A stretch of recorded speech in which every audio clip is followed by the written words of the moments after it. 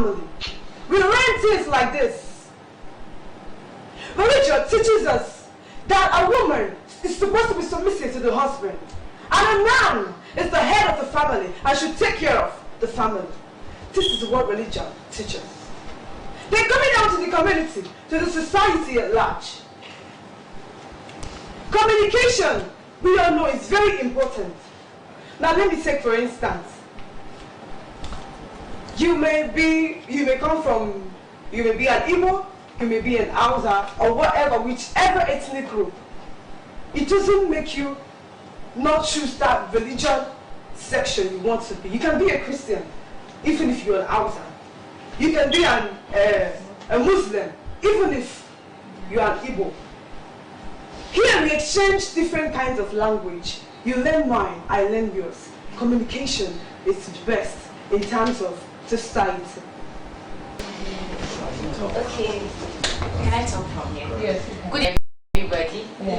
I'm still in proposing proposing that religion has done more harm than good. Now, just like what every other person in the group has said, most times we are being more religion fanatics than being real with the religion. Now, people tend to see as a set of rule that somebody comes to teach us and then we follow that pattern.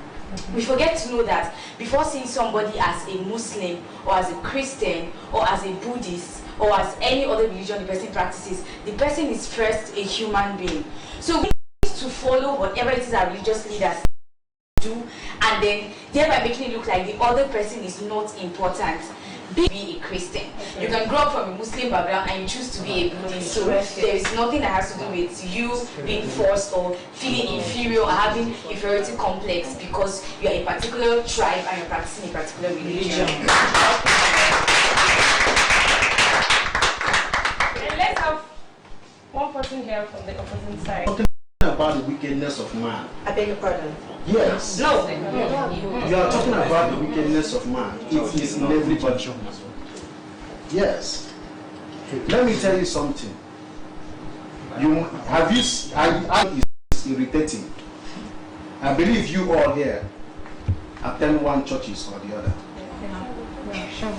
So why do you attend churches? Is it not to worship God? Worshipping God, is it not religious? Am I not making points? Yeah. So if you will wake up one morning on Sunday, take your bath, freshen up and go to church, my dear, you are practicing religion. Yeah. So if you stand here and say that religion is irritating, that means your belief is irritating. Thank you very much. Okay, Mr. Ikenga, I have a question for you. Has religion in any way done harm to you? Like, I want to hear you say. I'm asking this because of who you are, not generally now, just directly to you. I am loved by everybody. Okay. Hausa man treats me well. Yoruba, Igbo, they treat me well. So being a Christian, being a Muslim or whatever, I have traveled so many places in Nigeria, met different people with different religions, and they have treated me well. I've never come across anyone trying to push me out of my position because of religion. Thank you.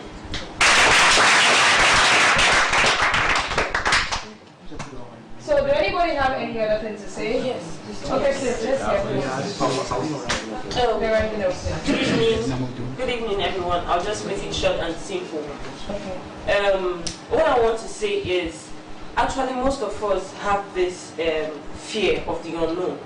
The thing is, we've been living in this society right from while we were growing as a child. We've been told that if you lie, you go to hell. If you do this, you go to hell. Now we are all scared of fire. Just having a match is being lit, and then putting it on your flesh burns a lot.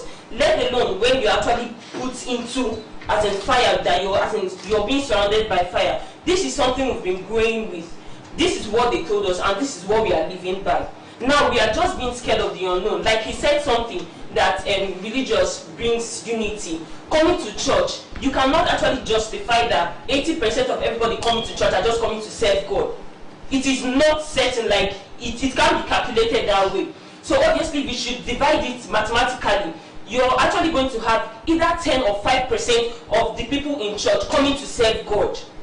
So actually, if you're trying to say religion brings unity, you're wrong. I'm sorry to say that. Thank you. Okay, 2 minutes from here. Okay, 2 minutes. Oh, no. Here. I've been asking.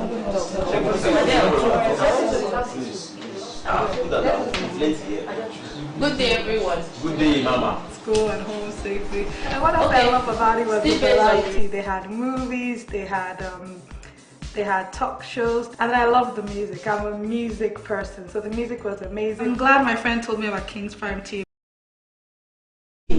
Believing and practicing the Bible. Now, Ikeda made mention of something that it's based on individual wickedness. The Bible was installed before we were born. We grew up practicing the Bible. And people who are righteous, people who have the fear of God, treat people with kindness. But because of our individual wickedness, we tend to treat people with so much hatred. You talked about someone dying in the hospital. Do you know that the same doctor in that hospital was also a religious person? Because his religion teaches him to be kind to somebody, he decided to give a blood to that person. But the wickedness of man, the own husband of that woman stopped the blood transfusion. This is far from the hospital. Do you know that?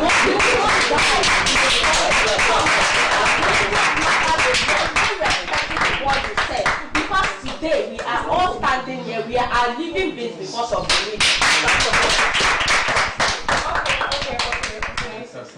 The major speakers, please. Step forward. Step forward, please. The major speakers. Yeah, this way. The major speakers, please. From the other side. So from here, I'm giving you 2 minutes to round up. Okay, yes. Please excuse me. First of all, I would like to tell you, like, for further debate, please stick to your facts instead of coming here and trying to tell me, please now, please, I beg. Stick to your facts instead of coming here and trying to say I'm ranting or trying to insult me. It is a debate and we are trying to gain facts. And that is the problem I have with religion, because even at your religious places they tell you that if they don't believe what you say, or if you say I'm not believer, don't argue with them. No. Argument is necessary for development of any organization. So state your facts. Don't try to insult me. Thank you very much. I talked about red ribbons on a tree.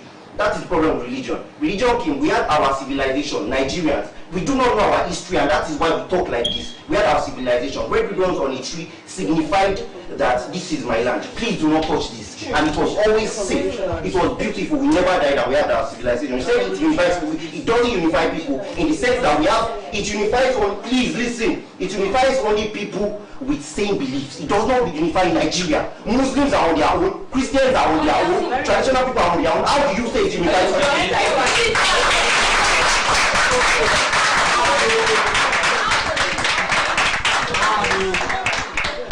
2 minutes from the opposite side. Alright, I'll tell you. No, you were talking about fanatics, and this is how it starts. You get so obsessed because you feel you are thinking something smart. But now, I'll bring it this way. This is the fact. Now, when Nigeria were electing, we were trying to choose the people that will rule Nigeria. They first brought a Muslim candidate. And what happened?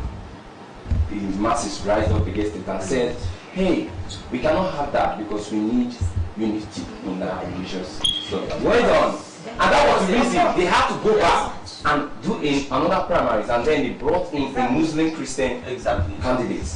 That is the fact. Let's leave that one. Now I would like to come to some of the things you were raising. It's just like having a car. You understand? We know the car can run 180. And you already know we have major roads, we have minor roads. And now you, because your car has the capacity to run 180, you decided to run 180 in a minor road. Because that's the speed of the car. What will happen? You keep people. But the producer of the car did not produce that car for you to use it that way. So the fact that you are misusing some privileges given to you or abusing your rights doesn't make the car useless or harmful. Does it? No. It's same thing with knife. Knife can be used for cooking and some people use it to commit crime. Yeah. You're talking about pastors who are siphoning money. Okay, let's go to the educational system. Should we close it down because the ministers and whatever they are stealing? No. I like it when you're direct.